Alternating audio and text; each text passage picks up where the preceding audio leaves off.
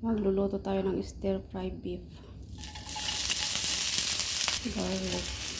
Ating chili. Ayan. Ayan natin nalagay ang ating gulay. Ang ating garlic sprout. Ayan. Inuuna ko ito kasi ang baka madali pong maluto.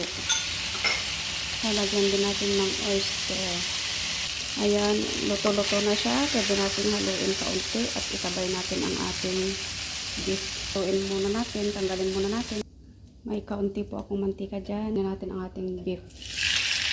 Ayan na po siya. Lagyan natin ang ating kaunting chili. Stir lang natin siya. Tulog na din natin ang ating ginisang gulay. Ayan.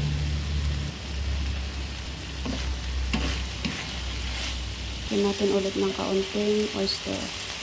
Masama po siya.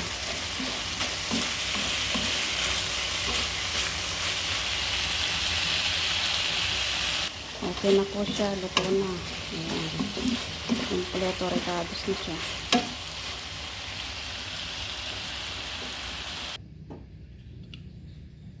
Ito na po siya ang ating beef. Stir fry beef. Ayan.